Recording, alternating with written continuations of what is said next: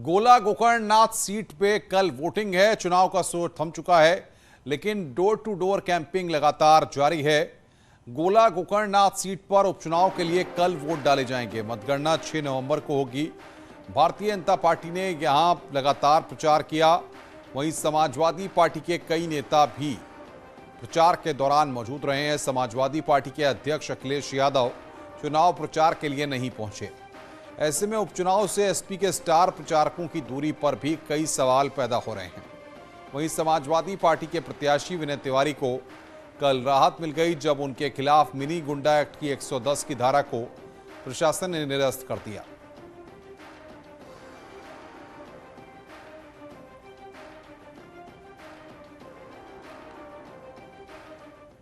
लखीमपुर खीरी में गोला गोकर्णनाथ सीट पर कल होने वाले उपचुनाव के लिए पोलिंग पार्टियां रवाना हो गई हैं। कुल 441 मतदान स्थल बनाए गए हैं। 222 मतदान केंद्र और 3 जोनल मजिस्ट्रेट और 29 सेक्टर मजिस्ट्रेट होंगे। गोला विधानसभा क्षेत्र में पोलिंग स्टेशनों पर भारी मात्रा में पैरामिलिट्री, बीएसएफ और पुलिस के जवान तैनात किए गए हैं। तो प्रचार के लिए अखिलेश यादव नहीं पहुंचे। भारतीय जनता पार्टी ने वहां पर प्रचार किया और अब यहां पर पोलिंग पार्टियां रवाना की गई हैं।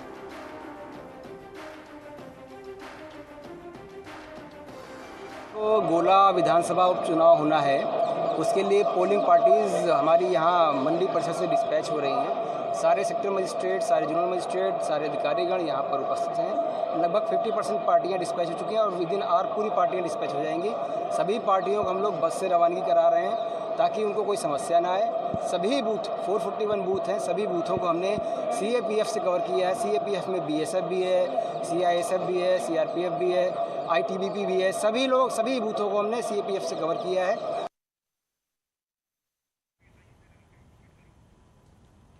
तो आपको बताते हैं कि गोला गोकर्णनाथ सीट का सियासी इतिहास क्या है।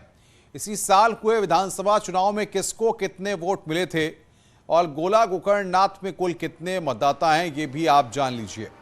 2022 में भारतीय जनता पार्टी के अरविंद गिरी को 1,26,534 वोट मिले थे। वहीं समाजवादी पार्टी के उम्मीदवार विनय तिवारी को तब सिर्फ 97,240 वोट मिले थे। बीएसपी से शिखा कन्नौजिया को महज 26,970 वोट मिले थे, जबकि कांग्रेस प्रत्याशी रहे प्रहलाद पटेल को सिर्फ 3,513 वोट मिले थे, जबकि 1973 वोट सिर्फ नोटा पर पड़े थे। गोला विधानसभा में कुल मतदाताओं की संख्या 3,96,212 है। यहां पर पुरुष मतदाता करीब 2,08,678 हैं। बात महिला मतदाताओं की करें तो इनकी संख्या 1,87,508 है। और बातचीत करने के लिए मनोज शर्मा हमारे संवाददाता हमारे साथ सीधे लखीमपुर खीरी की गोला सीट से जुड़ रहे हैं। मनोज, घमासान काफी तगड़ा है। कल यहां पर वोटिंग होनी है, उससे पहले कैसा सियासी तापमान आप वहां पर देख रहे हैं? बिल्कुल, लखीमपुर खीरी में अनुपम आपको बता देना चाहता हूँ, लखीमपुर खीरी की गोला विधानसभा छोटी काशी के नाम से मशहूर है। यहाँ दिवंगत विधायक अरविंद गिरी की मौत के बाद उपचुनाव हो रहा है, जिसमें दोनों सियासी पार्टी समाजवादी पार्टी और बीजेपी ने अपने उम्मीदवार उतारे हैं, कांग्रेस और बसपा ने उम्मीदवार उतारे हैं। लेकिन सियासी पारा गोला का बहुत गर्म है। लोग अपनी अपनी जीत के दावे कर रहे हैं। समाजवादी पार्टी एक तरफ अपनी जीत के दावे कर रही है तो दूसरी तरफ बीजेपी अपनी जीत के दावे कर रहे हैं। कुछ लोग हमारे साथ मौजूद भी हैं, उनसे जानते हैं कि क्या गोला के समीकरण है, किसको लेकर वोट करेंगे। सर, आप गोला विधानसभा में वोट करने जा रहे हैं, किस मुद्दों को लेकर वोट करने जाएंगे, क्या चीजें हैं, क्या मानते हैं?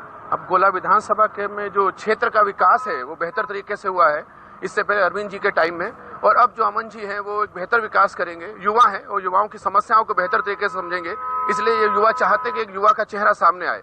बिल्कुल, इनका कहना है कि युवा है, युवा का चेहरा सामने आए। अब कुछ और लोग भी हैं, तो क्या चाहते हैं कि आपके गोला विधानसभा में पारा गर्म है, किस तरह का हलचल चल रही है, किस तरह की क्या है? देखिए, युवा है, उन्होंने कहा अच्छी बात है, युवा तो है।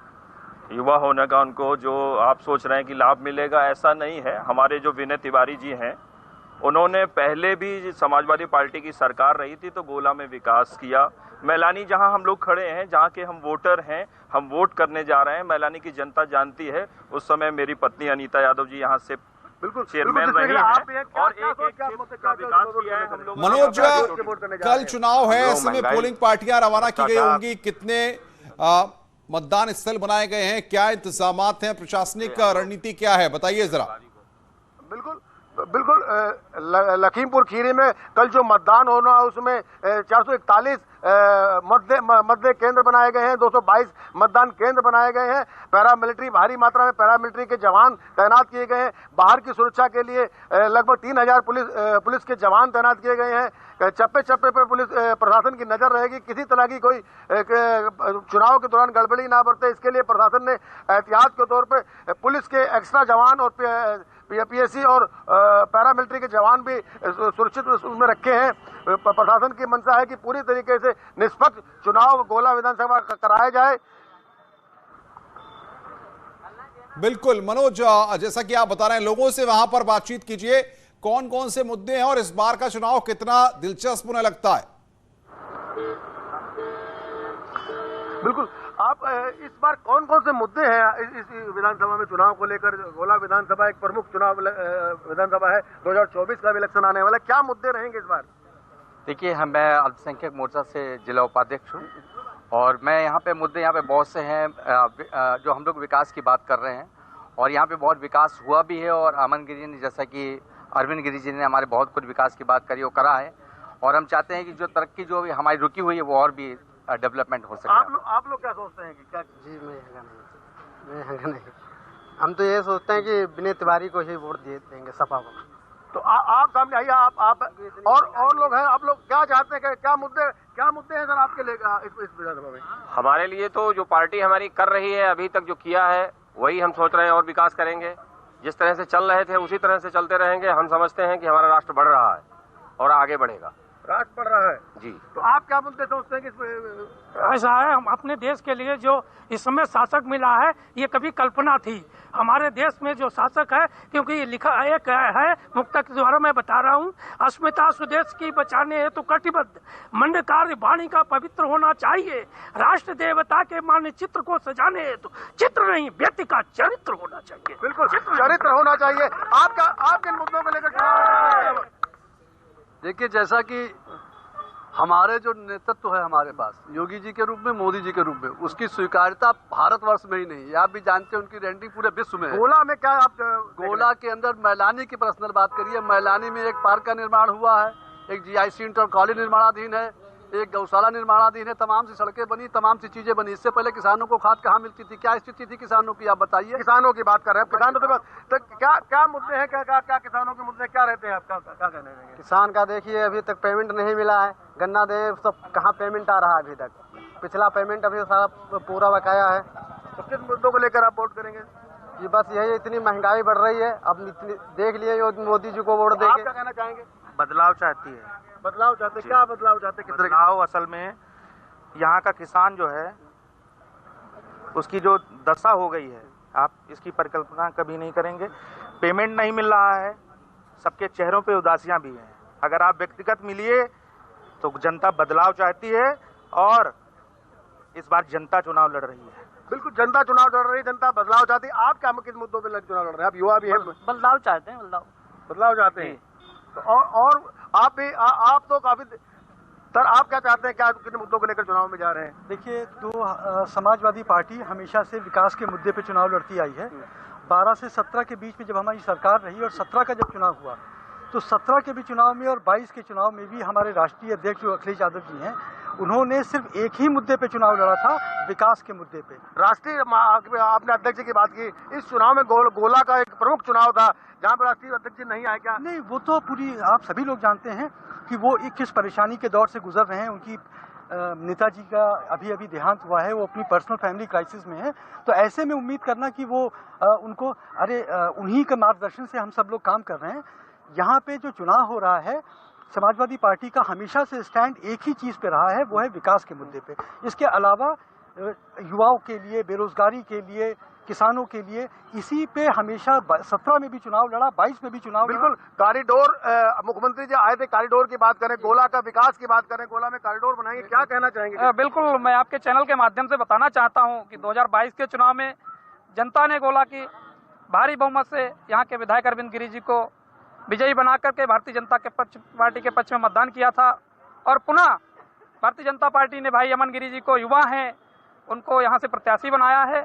यहाँ के युवाओं ने, अंतिम व्यक्ति ने, पिछड़े हुए व्यक्ति ने, जिसको आज तक 2017 के बाद से जो हमारी कंटिन्यूटी की सरकार चल रही है, उसने अंतिम व्यक्ति को जो लाभ दिया है, उस लाभ को देखते हुए पुनः हम सारे युवा, यहाँ की महिलाएं, बेरोजगार व्यक्ति जो भी थे जिनको आज खुशहाली आई है, उन सब ने मन बना लिया है कि कल होने वाले मतदान में हम भारतीय जनता पार्टी के प्रत्याशी भाई अमन गिरी को भारी बहुमत से विजयी बनाकर विधानसभा में भेजेंगे। और गोला में कॉरिडोर की बात आ रही है बनाने की, क्या कहेंगे? कॉरिडोर में हमारे मुख्यमंत्री जी जो कहते हैं वो काम करते हैं।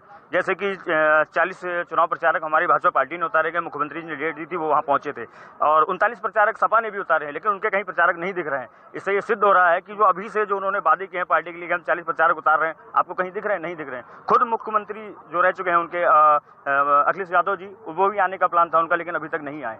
तो इसका मतलब ये है कि उन्होंने हार स्वीकार कर ली है और वो मान चुके हैं कि हम यहाँ से नहीं जीत रहे हैं। बिल्कुल हार स्वीकार कर ली है। क्या कहना चाहेंगे कि हार स्वीकार कर ली है? देखिए अभी आपको पता चला होगा कि नेताजी के बाद आज भी हमारे अखिलेश जी ने जो कार्यकर्ता बनाया ना, वो इतना मजबूत बनाया कि कार्यकर्ता ही काफी है। हमारे राष्ट्रीय अध्यक्ष जी को आने की आवश्यकता नहीं है। वो परिणाम आपको 6 तारीख को दिखा देंगे।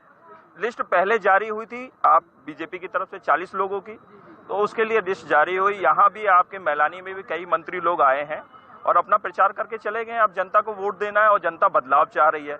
गन्ने का जो भुगतान है अभी 16 जनवरी के बाद से जनता चाह रही है कि भुगतान हो, अभी तक नहीं हो पाया। बिल्कुल गन्ने का भुगतान है, लेकिन क्या शिक्षा की आप बात कर रहे हैं, शिक्षा को लेकर एक शिक्षित जो है वो शिक्षा को आगे अच्छे से बढ़ा सकता है। अगर हम अमन गिरी जी की बात करें तो बीबीए और वो बीबीए और उनका LLB है, 5 ईयर इंटीग्रेटेड प्रोग्राम है। इस तरह से शिक्षित युवा जब सामने आएगा, शिक्षा को बढ़ाएगा। और शिक्षा ऐसा महत्वपूर्ण अस्त्र है कि वो बेरोजगारी को नष्ट कर सकता है। तमाम जो हमारा विपक्ष है, अगर शिक्षा की बात करो तो शिक्षा का क्या स्तर है ये संपूर्ण जनता जानती है, संपूर्ण भारत जानता है इस बात को। और यहाँ तक कि वादा खिलाफी की बात करें तो 39 प्रचारकों का वादा करके एक प्रचारक नहीं उतार पाए। अभी से झूठ हो रहा है, अभी से जनता के साथ विश्वासघात हो रहा है। आगे आने वाले समय में ये क्या करेंगे? बिल्कुल जिस तरीके से कुछ लोग और भी साथ है हमारे, उनसे जानते क्या आप युवा हैं, पहली बार वोट करने जा रहे हैं, क्या किस मुद्दों को लेकर कर रहे हैं? हम यहाँ की जो धार्मिक धरोहरें हैं गोला की, उन पे कब्जेदारी से मुक्ति के लिए वोट करेंगे। हम लोग विनय तिवारी को इस बार चुनेंगे। और यहाँ रही स्टार प्रचारकों की बात, तो गोला विधानसभा के जो मतदाता हैं उन्हें स्टार प्रचारकों की जरूरत नहीं है। यहाँ है सुलभ और सच्चे ईमानदार जो है हमारे विधायक की जरूरत है। बिल्कुल मनोज, बहुत बहुत शुक्रिया आपका हमारे साथ जुड़ने के लिए और ग्राउंड जीरो से अपडेट